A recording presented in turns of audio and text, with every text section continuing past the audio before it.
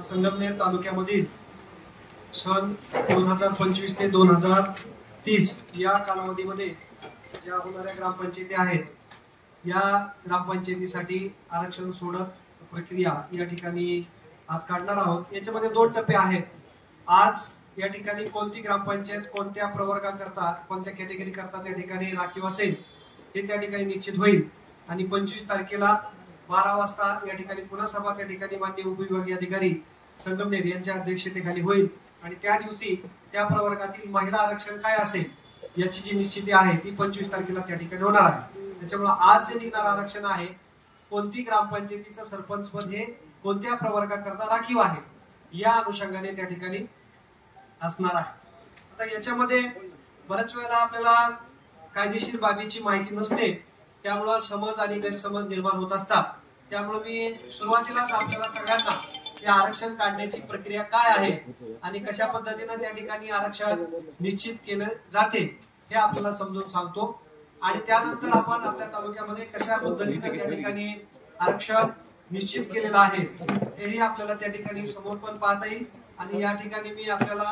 त्या ठिकाणी अनाउन्स करून देखील त्या ठिकाणी आपल्याला सांगेन। तर आपल्याला या ठिकाणी जे जागा निश्चित करून दिलेल्या आहेत, पुढचं पान घ्या। याच्यामध्ये कोणत्या कॅटेगरीसाठी किती जागा दिलेल्या आहेत, जिल्हाधिकारी महोदयांनी जिल्ह्याच्या आरक्षणाचा विचार करून प्रत्येक तालुक्याला कोणत्या प्रवर्गासाठी किती जागा असतील हे निश्चित करून दिलेलं आहे। यानुसार मी तुम्हाला सांगतो की अनुसूचित जातीसाठी एकूण 11 पदं आपल्या तालुक्यासाठी राखीव असणार आहेत। यामध्ये त्या ठिकाणी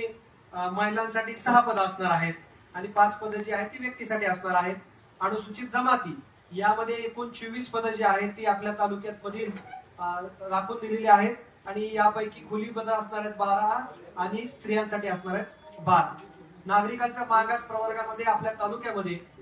आपल्याकडे 39 पदं त्या ठिकाणी मंजूर आहेत आणि यापैकी व्यक्तीसाठी असतील 19 आणि स्त्रियांसाठी असतील 20 आणि सर्वसाधारणच्या बाबतीमध्ये 70 पदं जी आहेत ते आहेत राखीव, म्हणजे सर्वसाधारणसाठी 70 पदं आहेत। या ठिकाणी कुणी फॉर्म भरू शकते। यामधले 35 स्त्रियांसाठी आहेत आणि 35 जे आहेत ते त्या ठिकाणी व्यक्तीसाठी असणार आहे। आता यामध्ये आरक्षण काढत असताना तत्व असं असते की एससी चं आपण आरक्षण सगळ्यात पहिल्यांदा काढतो, त्याच्यानंतर एसटी कॅटेगरीचं आरक्षण आपण त्या ठिकाणी काढतो, त्याच्यानंतर नागरिकांचा मागास प्रवर्गाचं आरक्षण त्या ठिकाणी आपण निश्चित करतो आणि उर्वरित राहिलेल्या ज्या जागा असतात त्या सर्वसाधारण प्रवर्गासाठी त्या ठिकाणी राहत असतात। आता याच्यामध्ये एससी चं जे आरक्षण काढण्याचं तत्व आहे, एसटी चं जे आरक्षण काढण्याचं तत्व आहे, यामध्ये सुरुवातीला आपण एससी चं आरक्षण काढू तर आपण काय करत असतो, आपल्याकडची सगळ्यात शेवटची जी जनगणना आहे ही त्या ठिकाणी एससी म्हणजे त्या ठिकाणी अनुसूचित जाती, त्याला आपण शेड्यूल कास्ट असं म्हणतो। 2011 ची जनगणना जी आहे ती आपल्याकडची सगळ्यात शेवटची जनगणना आहे आणि त्या जनगणनेतील एससी कॅटेगरीची अनुसूचित जाती कॅटेगरीची लोकसंख्येची टक्केवारी संख्या नाही, त्या ग्रामपंचायतीची एकूण लोकसंख्या आणि त्यामध्ये असणाऱ्या एससी ह्या कॅटेगरीची लोकसंख्या यांची टक्केवारी जी काढली जाते त्या टक्केवारीनुसार आपल्या तालुक्यामध्ये एकूण 144 ज्या ग्रामपंचायती आहेत त्यांचा आपण टक्केवारीचा उतरता क्रम त्या ठिकाणी लावत असतो। म्हणजे सगळ्यात अगोदर ज्या ग्रामपंचायतीची एससीची टक्केवारी जास्त आहे ती वरी आणि सगळ्यात कमी जी आहे ती खाली। आता याच्यामध्ये आपण काय करतो की 1995 पासून आपल्याकडे हे आरक्षणाचं तत्व जे आहे ते ग्रामपंचायतीमध्ये लागू झालेलं आहे। 1995 पासून आतापर्यंत ज्या ग्रामपंचायतीमध्ये एससी म्हणजे अनुसूचित जाती या प्रवर्गाला आरक्षण मिळालेलं आहे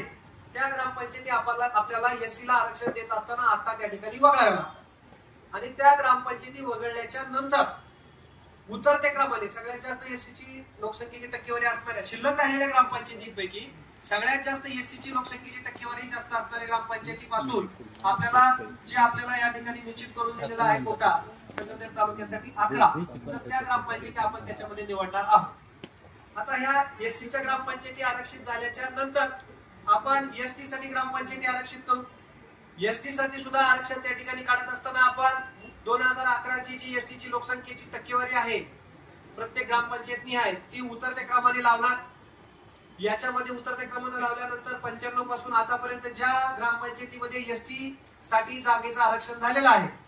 तिथली ग्रामपंचायती आपल्याला या निवडणुकीच्या टप्प्यामध्ये आरक्षण देण्यासाठी वगळाव्या लागतील आणि ज्या वगळल्यानंतर ज्या शिल्लक ग्रामपंचायती राहतात त्या टक्केवारीच्या उतरत्या क्रमाने लावल्यानंतर ज्यांची टक्केवारी जास्त असेल त्या आपल्या तालुक्यासाठी ठरवून दिलेल्या उद्दिष्टानुसार त्या ठिकाणी 24 ग्रामपंचायती ज्या आहेत त्या आपण एसटी म्हणजे अनुसूचित जमाती या प्रवर्गासाठी त्या ठिकाणी राखीव करणार आहोत आणि एससी आणि एसटी ह्या दोन प्रवर्गासाठी ह्या टक्केवारीच्या उतरत्या क्रमाचं तत्व त्या ठिकाणी आहे आणि नागरिकांच्या मागास प्रवर्गासाठी मात्र त्या ठिकाणी आळीपाळीने व चिठ्ठी पद्धती पहिल्यांदा आपण आळीपाळी ठरवणार आणि त्याच्यामध्ये जिथं आवश्यकता पडेल तिथं चिठ्ठी काढणार अशा पद्धतीने आपण आरक्षित करत असतो आरक्षण आपल्याकडे 1995 पासून जे वेगवेगळे टप्पे आहेत हे टप्पे विचारात घेतले असता त्यानुसार किती ठिकाणी एकदा पण आरक्षण मिळालेलं नाही नागरिकांच्या मागास प्रवर्गाला त्याला पहिला प्राधान्यक्रम राहील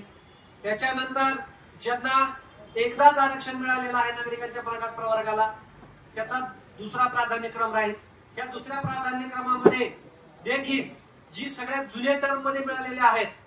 त्याला आपण सुरुवातीला विचार करणार हे सगळं आताच लक्षात येणार आपल्याला जसं जसं पीपीटी आपण पाहू तसं ह्या गोष्टी ज्या आहेत त्या आपल्या क्लिअर होतील म्हणजे नागरिकांच्या मागास प्रवर्गामध्ये आपण आळीपाळीचा नियम म्हणजे ज्यांना आतापर्यंत म्हणजे आरक्षण मिळालं नाही त्या ग्रामपंचायती त्याच्यानंतर एक वेळा मिळालेल्या ग्रामपंचायती इथपर्यंतच आपलं आरक्षण त्या ठिकाणी निघून जाते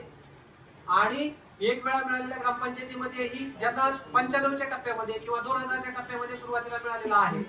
त्या ग्रामपंचायतीचा आळीपाळीच्या नियमानुसार आपण आरक्षण निश्चित करत असताना विचार करणार आहोत